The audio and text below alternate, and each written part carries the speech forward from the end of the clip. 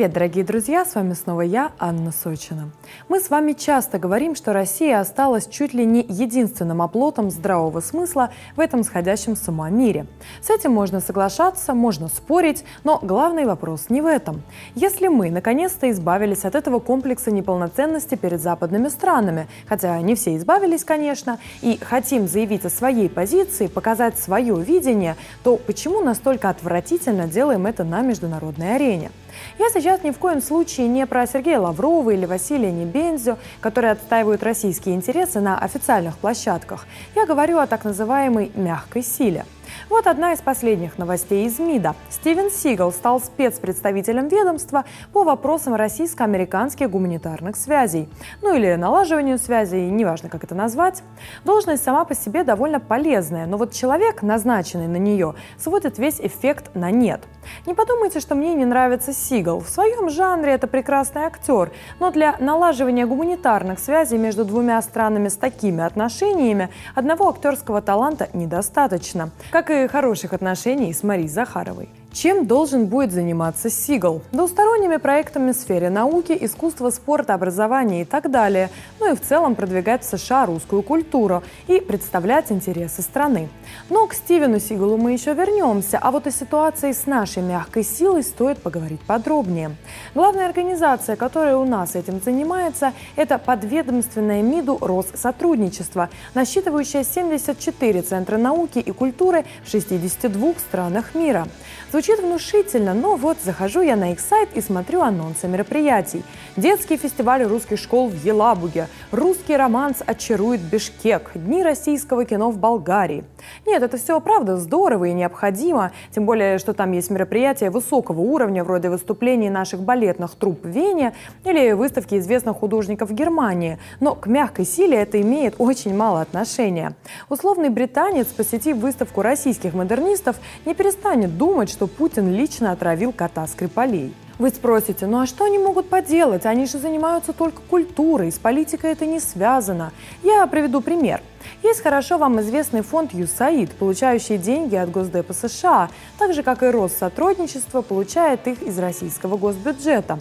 Чисто формально агентство не преследует политических целей, но фактически-то мы с вами знаем, на ком лежит ответственность за цветные революции в ряде стран, включая наших ближайших соседей, чьей личной вины я, конечно, при этом не снимаю. И я не имею в виду, что мы должны равняться на USAID, еще не хватало устраивать цветные революции, но вот перенять какой-то опыт было бы весьма неплохо. Там даже в названии стоит пафосное «USAID от американских людей». Как звучит-то, а? Мы вам. Нам ничего взамен не нужно. Поможем при наводнении, при засухе, при голоде. А то, что попутно устроим революцию, так это, извините, еще нужно доказать. Да и какая разница, если мы помогли в тяжелый момент? Так что русский романс, может, и очарует Бишкек, но американские фонды умеют очаровывать куда лучше. Я очень не люблю приплетать в своих роликах Украину, но тут просто весьма наглядный пример. Американские фонды во время Майдана работали эффективно, что мы видим по результатам, а вот Россотрудничество и другие наши крупные государственные фонды, равно как и посольства, не знаю, чем вообще там занимались. Облитый в Киеве зеленкой глава Россотрудничества отлично иллюстрирует эту картину. Могла бы ситуация быть другой, если бы ответственные за продвижение российских интересов, а эта цель указана на их сайтах, обращали чуть больше внимания на меняющееся настроение на Украине. Или конкурсов детского рисунка на тему «Как я вижу Россию» достаточно.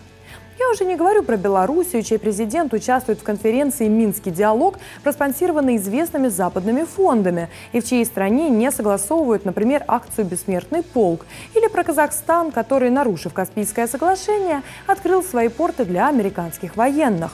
Все это звенья одной цепи, и чем возмущаться и говорить «предатели, как они могли», не лучше ли подумать, что мы сделали не так? Наверное, спектаклей, кинопоказов и чтений Пушкина в посольстве недостаточно для продвижения наших интересов в других странах, а?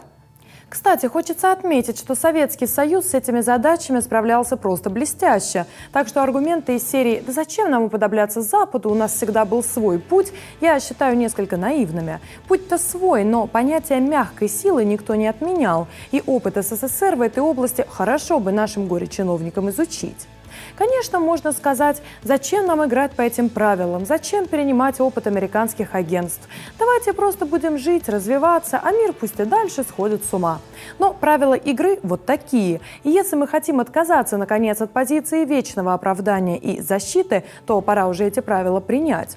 Закрывать на территории России западные фонды – это, конечно, тоже подход. Но только надо помнить, что откроются новые, просто работать начнут куда тоньше. Вот запретили у нас деятельность фонда НЭТ, который ответвление от ЮСАИДа. Так что в итоге? Леонид Волков едет учиться в Ель, а его учебу там финансирует тот самый НЭТ. Там обучают так называемых лидеров мнений, это не от себя, цена информации из их программы. И вот возвращается такой лидер мнений и начинает поднимать восстание хомяков, немного профессиональнее. То есть закрыть-то фонд закрыли, а продвигать свои интересы США у нас не перестали. Так пусть лучше в Вашингтоне признают иноагентами 100 наших организаций, зато будет понятно, что хоть какая-то работа ведется. А то пока что там обратили внимание только на Russia Today и на Марию Бутину, которая представляла интересы российского оружейного лобби. Представлять интересы нужно тихо, но настойчиво. И это не концерт Ирины Виторган в берлинском ДК. Это студенческие обмены, деловые конференции, встречи на высоком уровне, но за закрытыми дверьми. Вот была же у нас российско-американская программа Kremlin Fellows, в рамках которой к нам приезжали студенты американских вузов и члены известных общественных организаций, и встречались с политиками, представители крупного бизнеса и так далее. И теперь эти студенты занимают на родине весьма хорошие должности, и при этом понимают, что такое Россия, а многие до сих пор поддерживают с ней связь. Вот это мягкая сила. А вот Стивен Сигал, пора уже к нему вернуться, который у себя на родине не имеет никакого авторитета из-за громких антиамериканских высказываний, который давно уже в США не популярен как актер, и, главное, который никогда не являлся там лидером мнений, это не мягкая сила, это колхоз, за который спасибо нужно сказать нашему МИДу. Какие там гуманитарные связи, какое продвижение интересов? В США для него после его заявлений закрыты двери такого уровня. Зато знаете, где вы его теперь увидите? В ток-шоу на федеральных каналах, где Сигал будет рассказывать про то, как поддерживает Путина.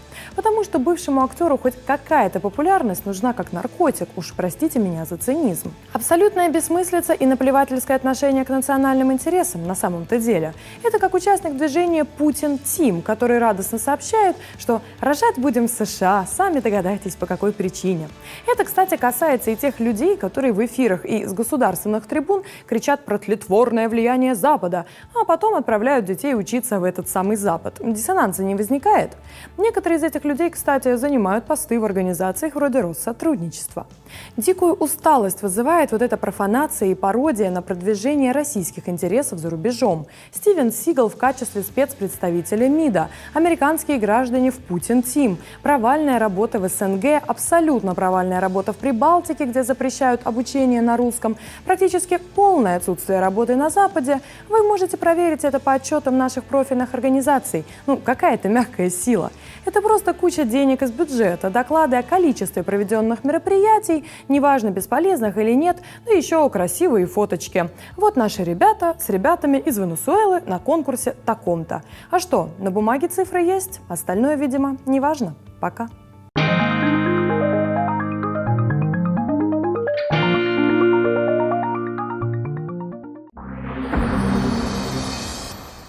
Уха нет? У меня фобия уха.